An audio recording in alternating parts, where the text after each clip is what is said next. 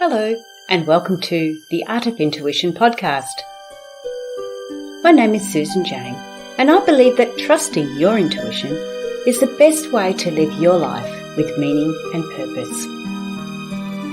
Each week you will hear about how you can connect, develop, and trust your intuition through interviews with other guests and my own personal experiences. Join me to understand how your intuition can guide you towards a life full of meaning and loving purpose.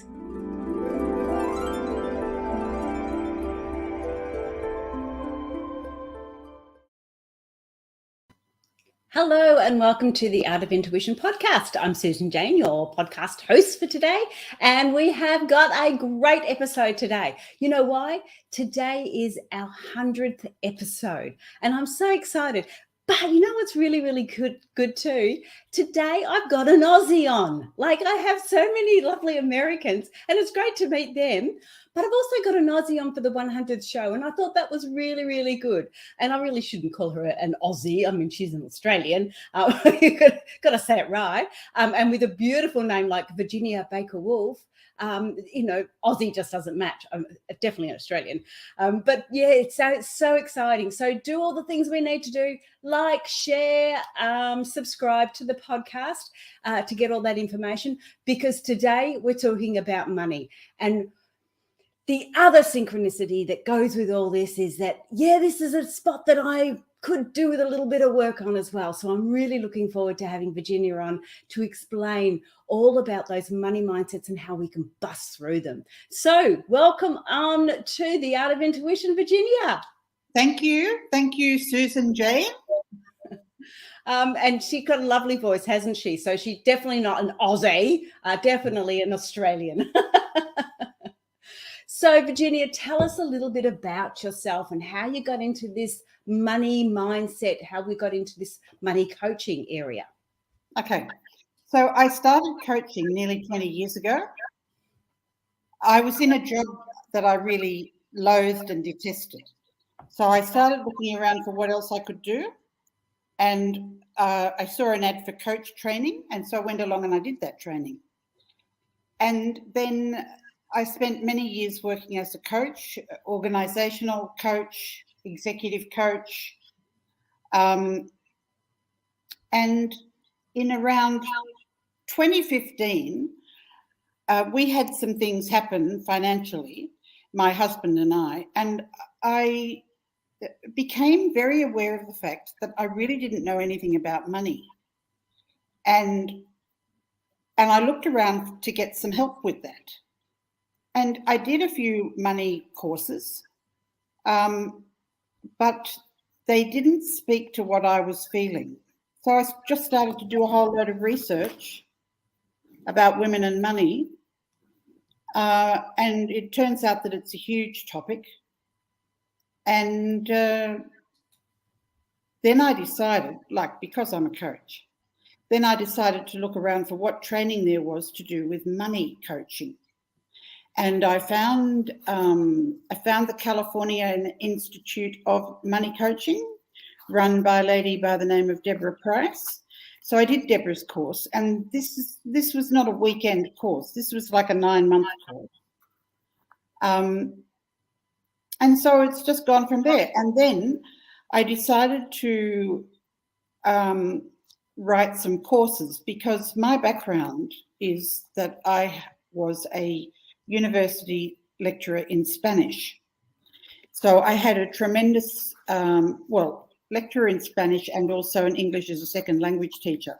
So I had many years experience as a teacher and facilitator.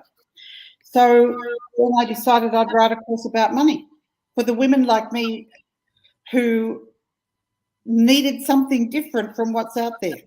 So that's what I did. And I really relate to that, because I was reading a little bit about your bio and everything else, and what really related to me, and it will be different for the younger women. They'll still have their money issues, but in a different context. But for the older women, when I was growing up, and in Australia, when I was a young mum and everything else, my husband at one stage was on unemployment. And unemployment in Australia only ever paid the male. The female never got any money. Nowadays, females get money in a relationship like that because they get child welfare or child care allowances. But in my days, we didn't. So I had to actually almost beg for money from my husband because I never ever got any money. I had 3 children under the age of 3, and I had no way of working. And I used to at one stage have to write out my shopping list. He would check it, work out how much it was going to cost, and then give me that money. So I could never, ever spend any more or do anything else with it. So it was a lot of financial abuse in that sort of situation. And when I was reading through your bio and looking at some of your things, I thought to myself, you really understand it. You understand that mindset that we have at such an early age and how we take that through for the rest of our lives. And that's what really intrigued me, is the fact that you are really focusing on women and their money mindset. So that was a big spiel, and I didn't actually ask you a question. So, so yes, I'd love to know a little bit more about why it's different with women than it is with men as far as our money mindset goes. Okay. Well, it's different with women, as in so many cases. The money thing is different for women for a number of reasons. One of the main reasons is, well, first of all, there's the gender pay gap, which is an absolute disgrace. So there's that. Then we have the fact that women are mothers, or not all women, of course, but the majority of women do have a family. And there are still a lot of women who would like to be at home with their babies. I was one of them. I took 6 months maternity leave, and when I got to the 6 months, I said, well, there's no way I can leave my baby. So because of this, women end up with much less superannuation and less retirement savings than men do. So you've got the gender pay gap. You've got motherhood, that even though motherhood is extremely joyous, often can also be difficult. But it just throws in another thing that we need to consider. Then we have gender stereotyping, and by that I mean, Cinderella. So women are still being socialized into gender stereotypes that no longer serve us. It doesn't serve us to live like Cinderella. And we've all been taught that very story from a very young age. And then you have the social construct. So you've got the construct of patriarchy, and money in particular is geared to the men. And if you have a look around, just on Google, if you have a look around and you put in the search term money, everything that comes up is about men. So women don't see themselves represented in financial institutions. So it's a bit like we're second-rate citizens. And there are also all sorts of issues about safety and financial abuse. And I could go on and on. There are many, many ways that women face a different situation to men. And what we need to do is to stand up and talk about it. So, it's very interesting to look at the images that we see day in and day out. And if you look, for example, if we take Indigenous people, I recently saw an advertisement on the television about children, and, we are the world, we are one, we are Australians. And there were various children from various backgrounds. And by that I mean dark-skinned children, Indigenous children, Asian children, a whole load of a mixed type, so that basically any child in the community could see themselves in that picture. Now, it's only 10 years ago that you would never have seen that. You would never see an Indigenous child in an ad in Australia. Mm. So it's a little bit like what Grace Tame said yesterday, the day before, on Wednesday, where she says that basically we're 50 years behind where we should be. And in Australia, that is absolutely the same for money. So before 1970, women could not have a credit card without their husband's permission. They could not get a mortgage without being guaranteed by a man. They couldn't get a personal loan unless it was guaranteed by a man. Now, 1970, for the young ones, 1970 will seem like an eternity ago. But I've got to tell you, 50 years goes by in a real flash. And given that we did those things at the beginning of 1970 and we haven't really done very much in between, is a really serious issue. Absolutely, absolutely. So we've got all these society aspects around us. So we've got this like very almost oppressive attitude around us sometimes in that context. So how do we look at our mindset? How can we personalize that to help us to go forward? So what are the things that we need to start looking at and start doing to break through those money mindsets, so those negative money mindsets or blocks? Well, I think that the very first thing to do is to normalize our situation. And by that I mean, you know, when I looked at this work in 2015, I felt like I was the only one. I felt like everybody else seems to be okay. There must be something wrong with me. I mean, you know, I'm a very competent, intelligent woman. Why can't I do the money thing? And why am I different to all the other women? And I felt like a bit of a, you know, the odd one out. But when I started to do the research, the reading and the talking with people, I discovered that, in fact, a great majority of women feel the same way that I felt. But we don't talk about it, so we're not very aware of it. One of the first things that we need to start doing is to talk about money. And it goes hand in hand with talking about domestic violence or any kind of sexual gender type violence. It goes hand in hand. And it really is. Money for women is as important as the right to vote. Yes, I totally agree with you. And before I go any further too, if you want to connect with Virginia Baker-Woolf, it's on her Facebook link, it's themoneyproject.vbw. And VBW is obviously Virginia Baker-Woolf. Baker-Woolf, yeah. I said that a couple of times. So I understand that. So that's the first step. Sorry, I've lost my train of thought. The first step was normalizing, wasn't it? So normalizing. So yeah. the first thing is to have a lot of compassion for ourselves, with the recognition that we were raised with stories like Cinderella, which no longer serve us.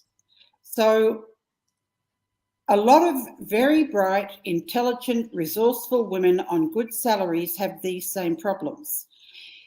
But it's not okay to have these problems. So because it's not okay and there's a lot of shame around it, we don't talk about it. So if it's the same as going into any group with women and discussing an issue that pertains to all of us and what the problems are and how we can deal with them. So the first thing women need to do is normalize the fact that they do feel some very strong negative issues about money. And the first thing to do is to know that they're not the odd one out. They're in fact part of a big tribe. They are the majority. So the first thing is recognition and normalization of how we feel. Instead of beating ourselves up, it's like soothing ourselves and saying, there, we don't need to worry about this. We're going to get on board and we're going to do something about it.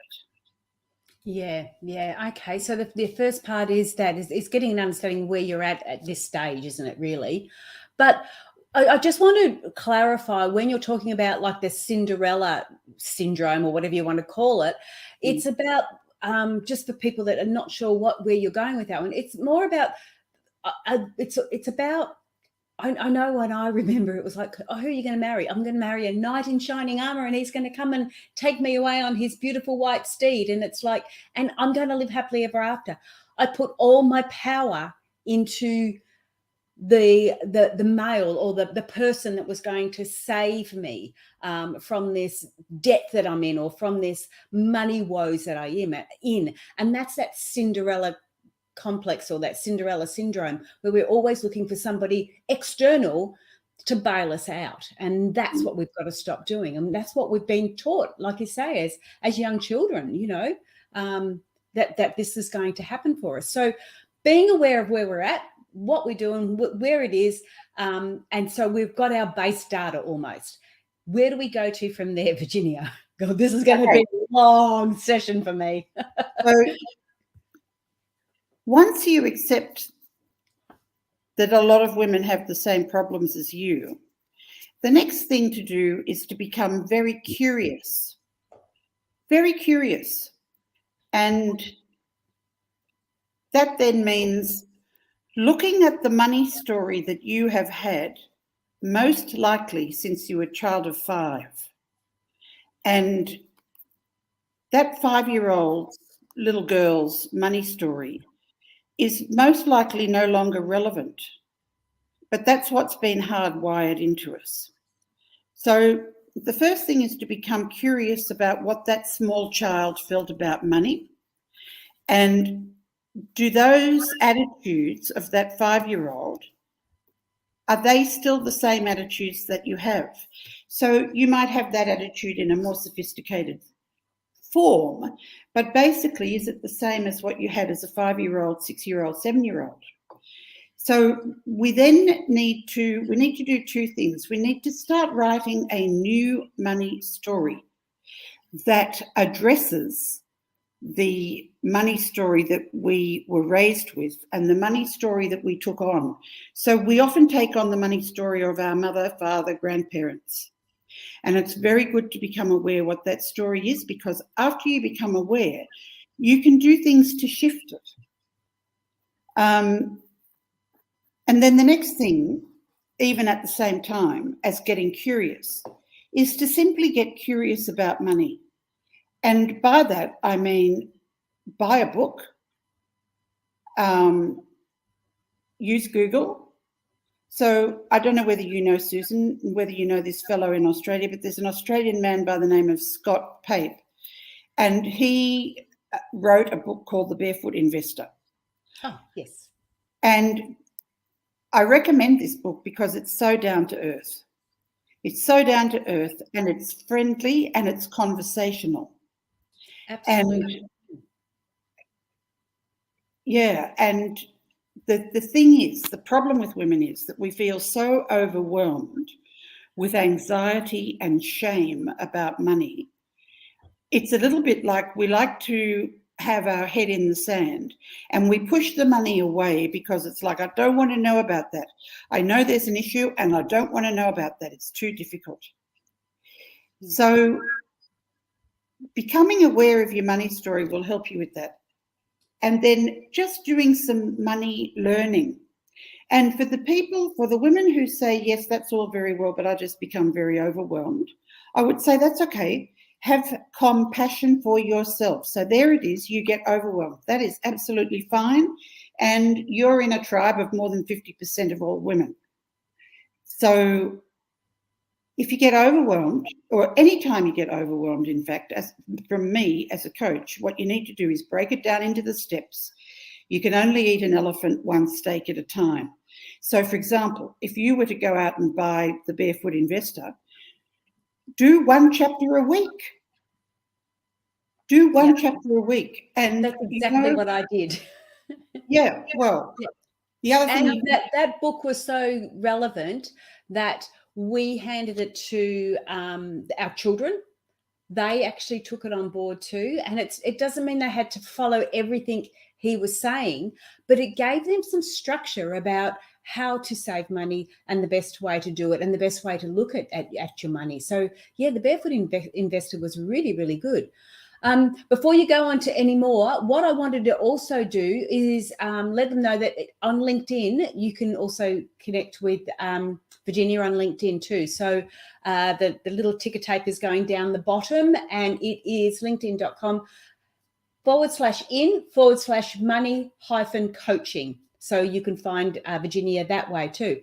But what I wanted to quickly go back on to, Virginia, is you were talking about your money story as a 5-year-old, and how it's the same when you get older, but it's slightly different.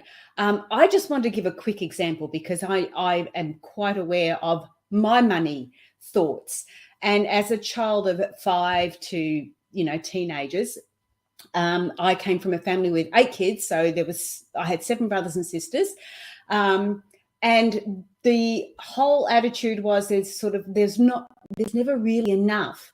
You had to work harder and longer to get what you wanted. So by the time I hit high school, I was working 3 part-time jobs and doing school. And now, even today, I'm still working 3 or 4 part-time jobs, including doing this podcast, because my attitude is still the same. I'm doing it differently, but I'm still going, I've got to work harder. I've got to work longer. I've got to work more to make that money. And that's my mindset that I need to change. And I just thought if the listeners can get an understanding of how you're referring to a 5-year-old compared to an adult now, that's one of the ways that we can look at it. Absolutely. Yeah? Yeah, okay. Absolutely. Yeah, so that was just an example of that one. So then we become aware of our money mindset or our money stories, and as you said, then we can start to adjust them and change them as they go along. So what was the next step? Well, the next step. So the learning is something that is a constant. So you need to be constantly learning. And as I said, you get overwhelmed, just do one piece at a time. And of course, you can use Google in the same way as well. Now, after you've got a clear idea of what your money story is, you can go through that money story and ask yourself, what beliefs are governing my thoughts and behaviours? What patterns, what paradigms, what is actually here? And some of that might be quite negative, and some of it might be quite anxiety-provoking. But you can end up being extremely clear about what your limiting beliefs are. And then what you do with those limiting beliefs is you flip them. We have a great deal of self-talk that goes on day in and day out every day. And we need to change that self-talk so that we see ourselves as being more resourceful.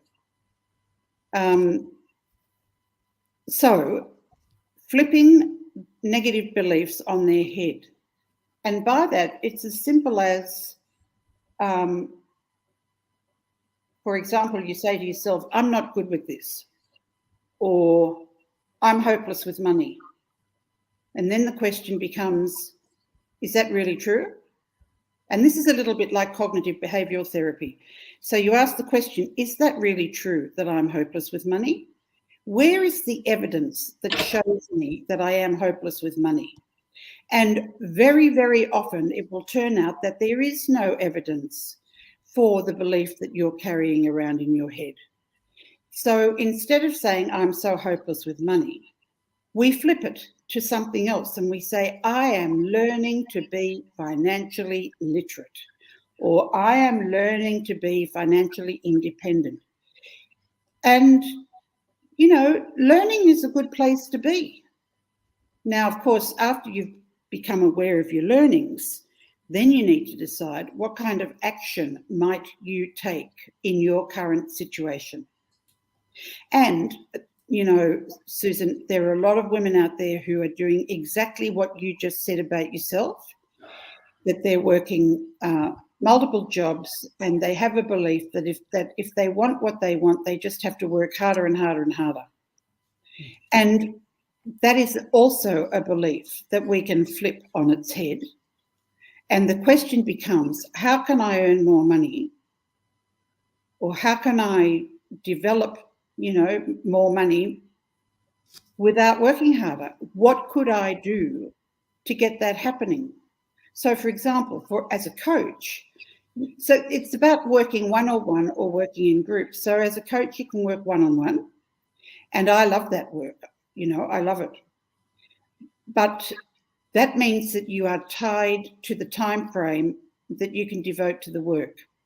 Whereas if you have something else, which people are signing up to when you're asleep, that's going to be a better way to bring in extra money. And, you know, it's an interesting thing, but many women these days have what they call side hustles. And I think side hustles are great. And it's just a question of what are you really expert at that you could teach somebody else? And then putting it out there. Absolutely. And the side hustles are the ones that if you're going to do a side hustle, it's got to be something you love to do. That's because right. Which is, the podcast is my side hustle. This side, that sort of thing is my side hustle. I love doing that. And so when you love doing something, it doesn't feel like work. So all of a sudden, this particular aspect, which could be a job, like a part-time job, has become a part-time passion. And yeah, so that's exactly right. So you're looking at it in a different way. Hey, I put so much work and time into it. So I'm not saying I'm not working hard. I'm working very hard. But when I'm working on a passion, it's so much different to working in a job. That's right. That is exactly right. And, you know, we need to get creative. So, for example, if you're very good at making cheesecakes, there's got to be 300 recipes for cheesecake. So, I mean, you can become the cheesecake queen. There are so many things. You know, if you're a scrapbooker, you can start teaching that.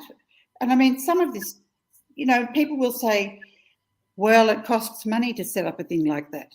It doesn't cost any money to run a cooking course on Facebook. Absolutely. There's lots of ways around it. Absolutely. I totally agree. It costs nothing to set a lot of this stuff up. And in fact, you know what, Virginia?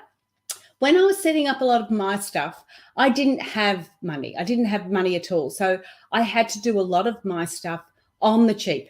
And so I had to learn how to do a lot of the stuff because I didn't have the money to pay somebody. But the benefits of that was I learned so much and I enjoyed that learning.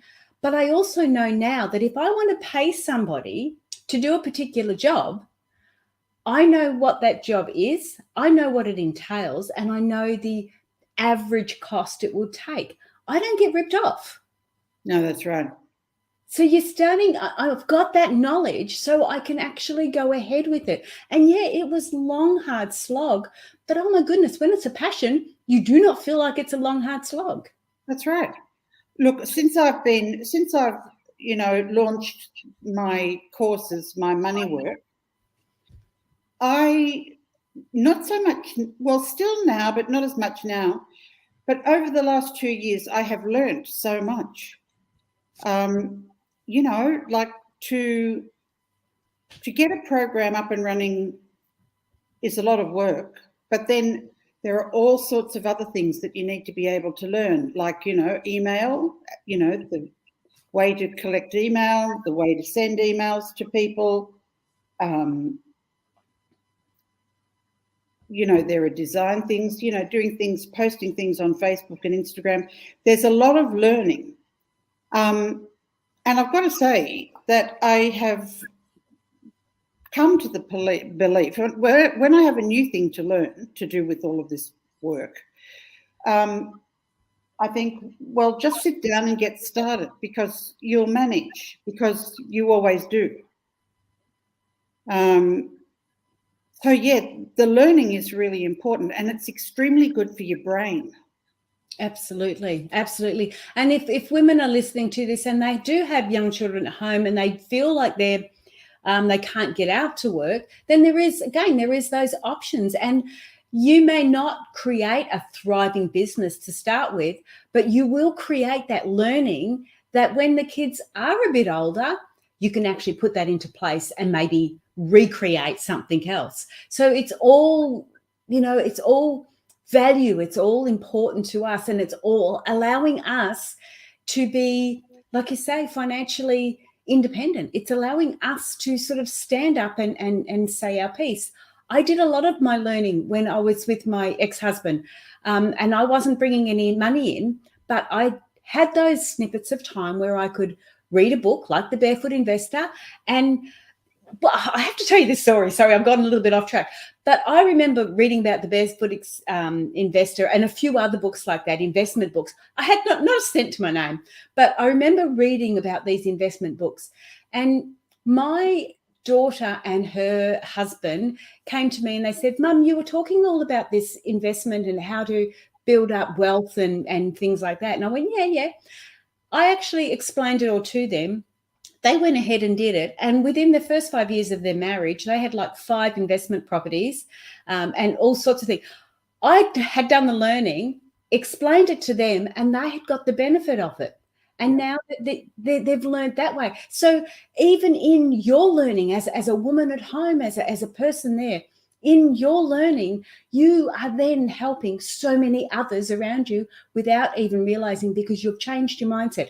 I changed my mindset from going, I've got nothing, to I've got brains. You know what? I can learn and think differently. And allowed my children to get ahead. And now, since then I've had investment properties and different things like that too. Still like working though, I have exactly the same story with my daughter. My daughter is, she's just finished a PhD in neuropsychology. And with the Scott Pape thing, when I realised the issues that I had, and then I found out that the majority of women have the same issues, I bought her a copy of Scott Pape's book, The Barefoot Investor, and I gave it to her. And she said, "Well, Mum, I'm not really interested. I don't really have any interest in this whatsoever. I don't care about money. I'm not interested." So I said, "Well, just take the book. Just take the book, and if you get a moment, have a flip through, see if it's something you're interested in." Now, 6 months later, we're sitting at the table, and she and her husband have been living together, and they have been, looking at how could they save to have a home deposit. So we're sitting at dinner one Friday night, and it turns out that they're having a money date. They have a money date every month. Now, the money date is something that comes out of the Barefoot Investor. Yes. So I said, "What's with the money date?" And she said to me, "Well, you remember that book you gave me?" I started having a look, and I decided it was good, Mum. And I decided that we should get, me and Gillard, her husband, we should get on the same page. So we're doing this money date thing. Yeah. Now, she said to me at the beginning, "Money is very boring." So I said to her over time, especially after the 6 months when she'd started doing money dates, that finding money boring is actually a bit of a cop-out. So my daughter will tell you that she's a very serious clinician and academic. And, you know, money is not of a high value spiritually. And so she doesn't want to waste her time on that grubby stuff. Well, then she should stop shopping. She should stop buying any clothes. She should stop going anywhere. If the money's not important, then don't spend any. Yeah. Now, the interesting thing is that she is spending way less since she went ahead and she did this thing. So my experience as a mother is exactly the same as yours, Susan. And I would add a note for any young listeners that you might have. I'm talking people in their 20s and 30s. Now, these people think that retirement is a century away. They don't have to worry about any of that yet. And I would urge them to not think like that. I would urge them to think about how quickly time flies by. And if they get started now, they're going to be in a much better position later. And this is especially for women because, as I said at the beginning of our talk, Susan, women end up with at least 1/3 less retirement funds than men do. And this is principally because they've taken time off to be at home with small children, and they don't have the same superannuation levels that men do. And I'm not saying anything negative about the men. I mean, this is the construct we have that we need to start to work with, like we have with so many other issues, you know? Absolutely. It's not men's fault as such. It's just we need to stand up and be counted as women, and we need to be sufficient. You know, like just to bring in the finances, or to bring in, not even to bring in the finances to be on the same page as your partner, but to feel like you're on the same page, to feel you're bringing in the same quality and same concerns. I mean, let's face it, if you had to pay for raising a child and everything else, it's just ridiculous. The price of that would be ridiculous, especially paying somebody to babysit and all the rest. So yeah, there's lots of challenges there that women have about that, but we can start changing them once we are aware. So I'm just going to reiterate what you were saying. Once we're aware of the situation we're in, once we get to know our own personal money story, then we need to start to look at educating ourselves about it and how we can flip that story by positive affirmations, or really being really mindful of those negative thoughts that we have and flipping those. And then from there, like you say, we need to educate ourselves, and we don't have to know it all, and we don't have to have money to educate ourselves. There's a lot of stuff out there that doesn't cost a lot, or it's free. But there's one thing I want to just bring forward too, Virginia, while we're talking, is that you've got an ebook, and it is at themoneyproject.net, and it's called Wealth Mindset Ebook Opt-in. Now, this ebook is all about understanding the wealth, but it's also, you said it's also a journal as well, like a workbook that you can work with. Well, you get two items. You get two items. One is the ebook and one is the workbook. So yes, you get some jobs to do. Right. Okay. So the ebook runs you through it, and then you've got your workbook to fill it out and to work with it from that way. So there's plenty of stuff out there that people can use. If they're getting stuck too, they've got money coaches like Virginia that you can connect with as well. So you do online coaching as well, Virginia? Yeah, I do. And what does that entail? What do we look at when we're talking about online coaching or coaching for money? Well, it starts with covering some of the steps that we've already talked about today. So the first really important thing is to diagnose your situation, and that includes doing the money story, and the money biography. So the money biography is a biography of your life in relation to money. So at 5 years of age, they gave my brother 20 cents more pocket money than me. Now, that won't seem very important to an adult, but to that child, it's very important that the boy gets offered more money, and why does she not get the same? So we have to clear the past baggage and history. So you get a whole load of questions so that you can drill down.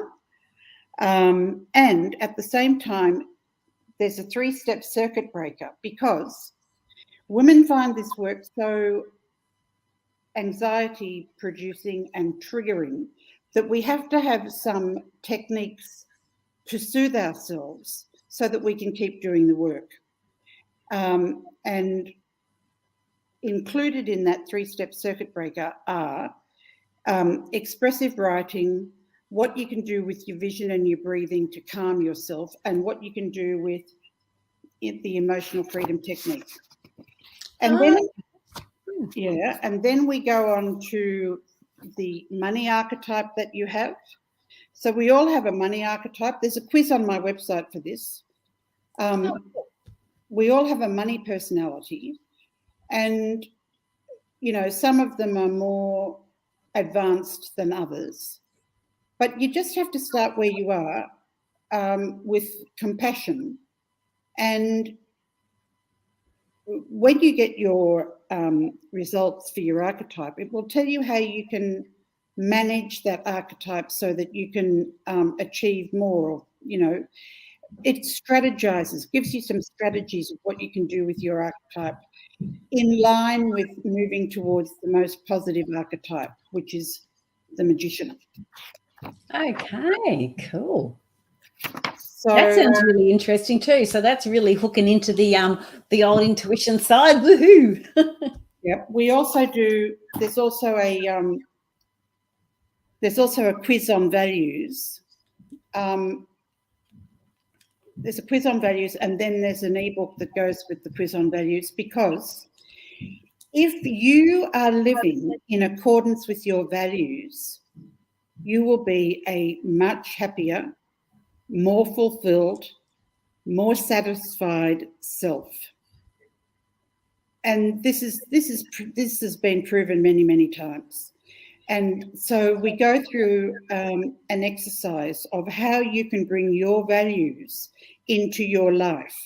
And to do that, we often need to take conscious control and decide what kind of actions we need to take. But the values work is very, very significant. And for example, one of the things I ask people to do is, how could you express that value in your life? What would you need to do to express that value? Well, it might be to take a class in something, might be to volunteer to do something with other people. There are many, many examples of what you can do. Look, for me, beauty is a core value, beauty and creativity. And I'm an artist. I paint. And when I'm painting, I'm much more satisfied and fulfilled than if I'm not painting. So it's as simple as that. If you love to create, might be in the kitchen. So go get creating. And then we go through, there are 3 syndromes that women are affected by. One is the imposter syndrome, one is the Prince Charming syndrome that we talked a little bit about, and the other one is the bag lady syndrome, because there's at least... They're not good syndromes, are they? No, they're not. So the whole premise of my work is there are some very unpleasant things going on here, and we actually need to say, it's like soothing a child and patting the child on the shoulder and saying, it's okay, let's just have a look at this stuff, and let's just be curious. So in the first instance, you don't need to do anything. All you have to do is sit with this stuff and see how and where it resonates for you. So this is the bag lady thing, is another thing about normalizing our situation, because if you said to somebody, that you had an image in your head of the bag lady, they'd sort of look at you like you must have a problem. Well, I had an image as a bag lady. Like, I had an image in my head about bag ladies. I was going to end up a bag lady. Did I have any evidence for that? No. But I felt like I'd end up as a bag lady. Now, I talked about this at one point in time with somebody, and that made me curious. So I went and did more research, and it turns out that at least 50% of women have the image of the bag lady in their head. And the only way to deal with that image is to accept the fact that it's there. It's like the elephant in the room. We have to accept the fact that it's there, and then we need to see, what can we do with this? And you can do a whole load of things. And you know, just going through some of the steps we already went through are the ways to manage the bag lady. Mm-hmm. Now, then we deal with things like scarcity and enoughness. So the majority of us have a scarcity mindset. And I'm not talking just about money. I'm talking about, we wake up and we say we don't have enough time. And we don't have enough time. I don't have enough support. I don't have enough skills.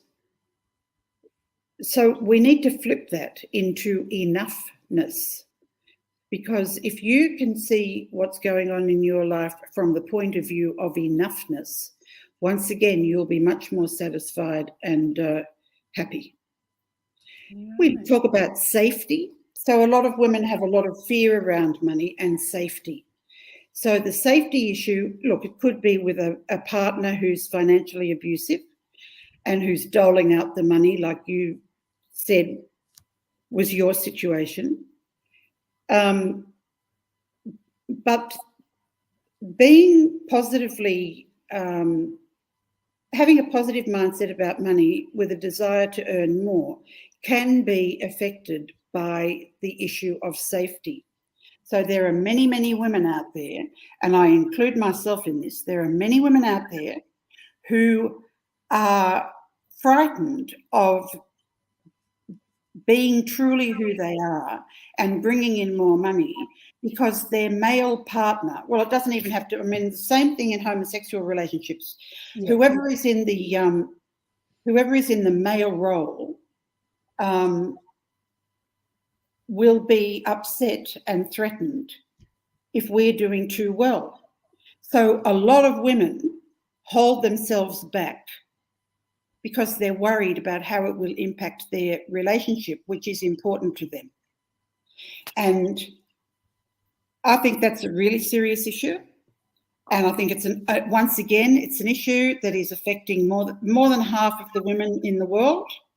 We're worried about how our love partner will feel if we're very successful. Now, I've worked through this, but this was fear I had. I was genuinely, and I'm married to the nicest man on the planet, you know. Yeah. Who says it's not about the relationship now, it was about your mindset. That's right. But Virginia, we're running out of time. We're getting a bit low on time now. So if anybody else wants to know about the rest of your coaching, because I was finding that very interesting, actually, the steps you were going through there. If anyone wants to find out the rest of the information about that, the website you said, is it, what was your website? I don't have your website down. www.themoneyproject.net. Themoneyproject.net. Okay, no worries. I'll pop that into our list underneath this. But in that, I want to say thank you so much for that, because that was really, really enjoyable. I wish we could have got a bit longer, but I can't. I've got to stop the time. But what I'd love to do is just one last thing. You got one more thing you want to share with us before we go?